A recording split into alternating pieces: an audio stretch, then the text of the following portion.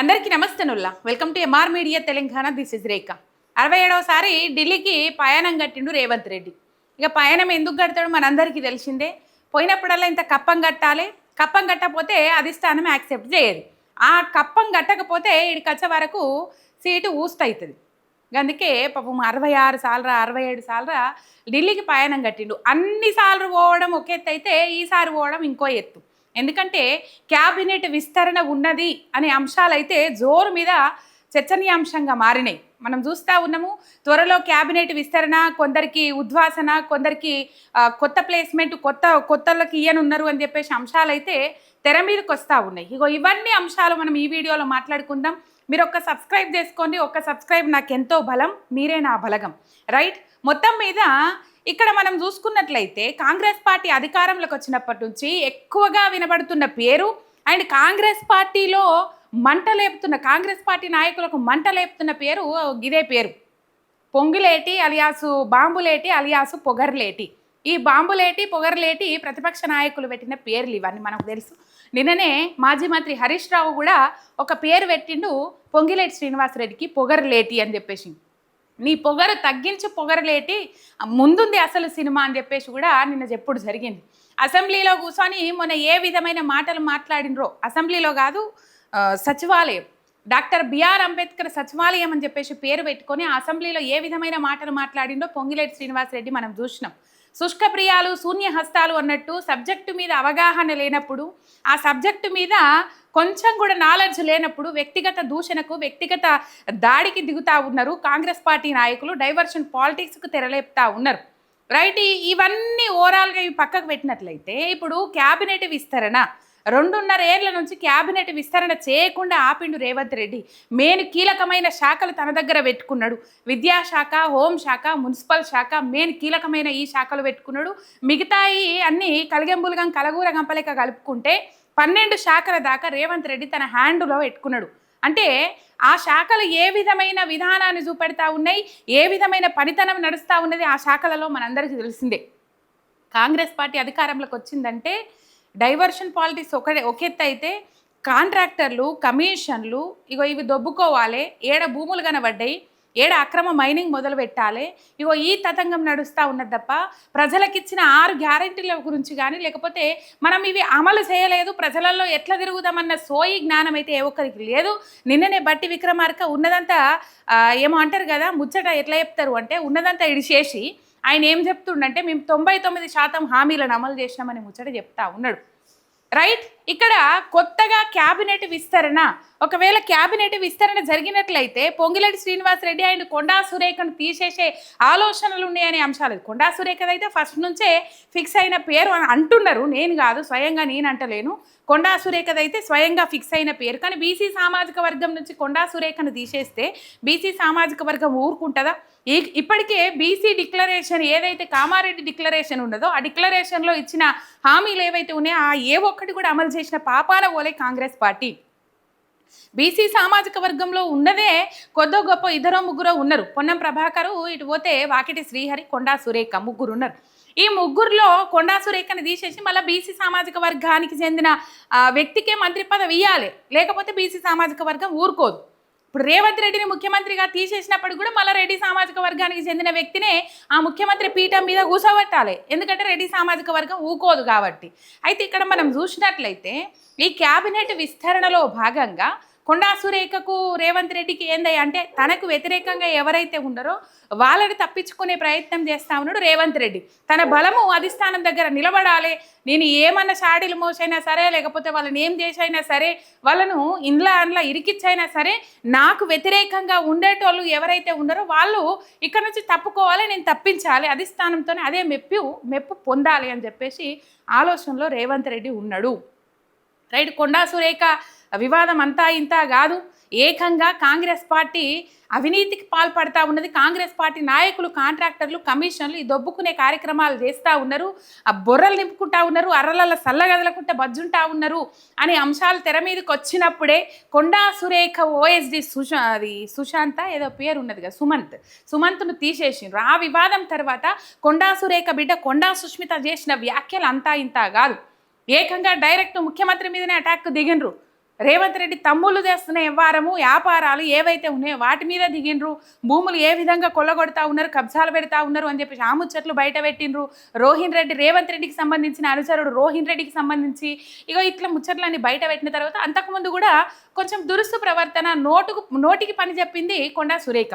ఆ నోటికి పని చెప్పడం కూడా రేవంత్ రెడ్డి దగ్గర మార్కులు కొట్టేయడానికి కేటీఆర్ మీద లేకపోతే ఈ సినిమా హీరోల మీద చేసిన వ్యాఖ్యలు ఒక ఎత్తు అయితే, తర్వాత మంత్రులు పైసలు లేనిది కనుక వర్షం కురిపించండి ఫైళ్ళు ముందడికి సాగాయి, వేరే శాఖలలో అట్లా ఉంటుంది, నా శాఖలు అట్లా కాదు అని చెప్పేసి ఓవరాల్ ఎంటైర్ ప్రభుత్వాన్నే ఇరుకాటంలో పెట్టే విధంగా, మంత్రులనే ఇరుకాటంలో పెట్టే విధంగా కొండా సురేఖ మాట్లాడింది. సో కొండా సురేఖ నోటు దూకుడు వల్ల ఆమెను పక్కకు పెట్టాలని అనుకున్నారు. అంటే ఏ ముచ్చటైనా దాగది, ఆమె బయట వేస్తుంది, మనది మనం చదువుకోవాలి, మన దుకాణాలు మనమే చూసుకోవాలి, వేరేటోళ్ళ దుకాణాలు ఏలు పెట్టద్దు, కొండా సురేఖ దగ్గర ఆ తత్వం లేదు అని చెప్పేసి ఆలోచన చేసుకున్న రేవంత్ రెడ్డి ఇలా కొండా సురేఖను తీసేసే ప్రయత్నం చేస్తూ ఉన్నారని ఒకటి. ఇంకొకటి పొంగిలేటి శ్రీనివాసరెడ్డి, కాంగ్రెస్ పార్టీ నాయకులకు కూడా సర్రన మండే పేరు పొంగిలేటి శ్రీనివాసరెడ్డి. ఈ మధ్యకాలంలో ఎన్ని అవినీతి దందాలు, అక్రమ దందాలు బయటపడ్డాయి పొంగిలేటి శ్రీనివాసరెడ్డి మనం చూసినాం. రెవెన్యూ శాఖలో ఇప్పటికీ జరుగుతున్నంత అవినీతి వేరే శాఖలలో లేదని కాదు, అన్ని శాఖల కంటే ఎక్కువ రెవెన్యూ శాఖలో అవినీతి జరుగుతూ ఉన్నది. పొంగిలేటి శ్రీనివాసరెడ్డి చెయ్యి పెట్టండి ఏది జరగదు. ఫర్ ఎగ్జాంపుల్ మనం చూసుకున్నట్లయితే గుళ్ళ శాఖ మంత్రి కొండా సురేఖను పక్కకు జరిపి మేడారంలో 200 కోట్ల రూపాయలతోని పొంగిలేటి శ్రీనివాసరెడ్డి రేవంత్ రెడ్డి సీతక్క నడిపించారు. అక్కడ కాంట్రాక్టర్లు కానీ టెండర్లు కానీ అంటే మనం ఇక్కడ అర్థం చేసుకోవచ్చు పొంగిలేటి శ్రీనివాసరెడ్డి కోసం మొన్నటిదాకా ఏ విధంగా పరితపించుడు రేవంత్ రెడ్డి.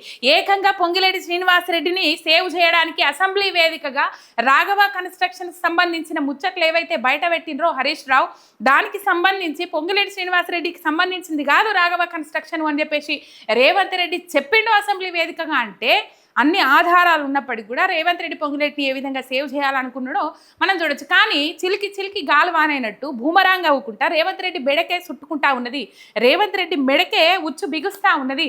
ఎందుకంటే పొంగిలేటిలో ఒక అభిప్రాయం ఉన్నది, నెంబర్ 1 రేవంత్ రెడ్డి అయితే నెంబర్ 2 నేను. కానీ ఈ కాలక్రమేణా ఏమైంది అంటే నెంబర్ 1 పొజిషన్ నాదే అనే ఆలోచనలో కూడా పొంగిలేటి శ్రీనివాసరెడ్డి ఉండొచ్చు. మనిషి ఆశాజీవి కదా.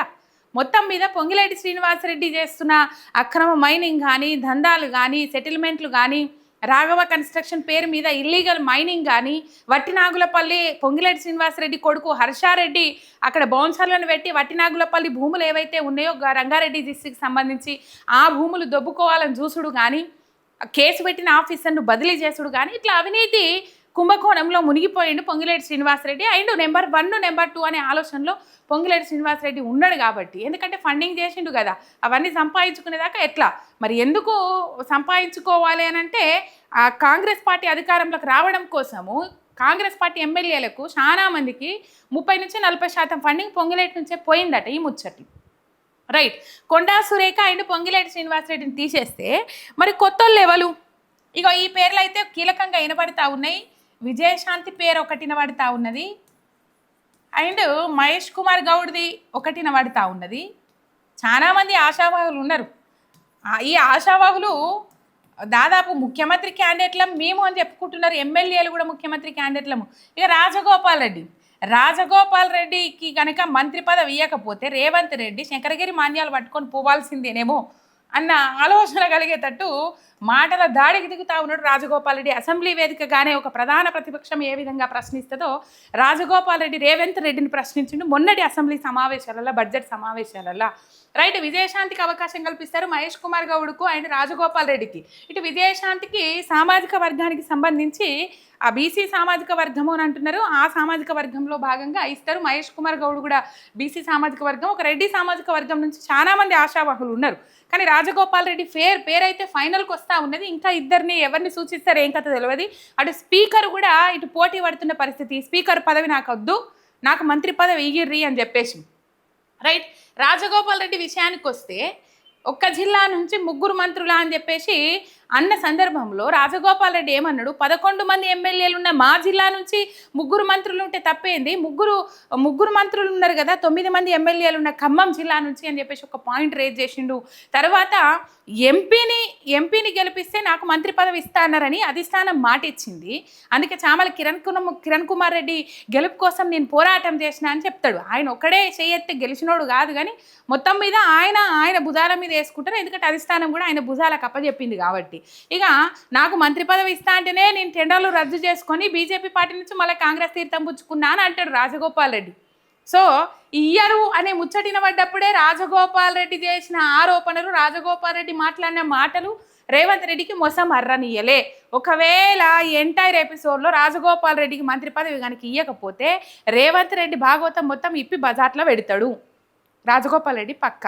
మొత్తం మీద కొత్త మంత్రుల లిస్టు ఇదే అని చెప్పేసి సోషల్ మీడియాలో అయితే వార్తలు వైరల్ అవుతా ఉన్నాయి. మరి చూద్దాం రేవంత్ రెడ్డి తన మెప్పు పొంది ఆయనకు సంబంధించిన పేర్లు అది చేసుకుంటాడా, లేకపోతే అధిష్టానం నిర్ణయించిన పేర్లను డిసైడ్ చేస్తారా అనేది చూద్దాం రేపు. మొత్తం మీద వేం నరేందర్ రెడ్డికి ఎంపీ పదవి ఇప్పించుకొని ఆయన పంతం నెగ్గించుకున్నాడు ఎంతోమంది ఉన్నప్పటికి కూడా. ఇప్పుడు చాలా మంది సీనియర్లు పార్టీని వీడడానికి రెడీ అయ్యారు. జీవన్ రెడ్డి ఆల్రెడీ కారు ఎక్కుతుండ్రు, అయిపోయింది, 20 తారీఖు ఫిక్స్ అయింది ముహూర్తం. ఆపరేషన్ సీనియర్స్ అని చెప్పేసి పెట్టుకున్నారు. ఆయన సీనియర్స్ను పక్కకు తప్పించే ప్రయత్నమే చేస్తూ ఉన్నాడు రేవంత్ రెడ్డి. దానిలో భాగంగానే కట్టర్ కాంగ్రెస్ నాయకులు ఎవరైతే ఉన్నారో వాళ్ళని ఇబ్బంది పెడతా ఉన్నాడు. చూద్దాం రేపు ఏమవుతుందో. ఒక్క సబ్స్క్రైబ్ చేసుకొని సపోర్ట్ చేయండి. మీ ఎంఆర్ మీడియా తెలంగాణ ఛానల్.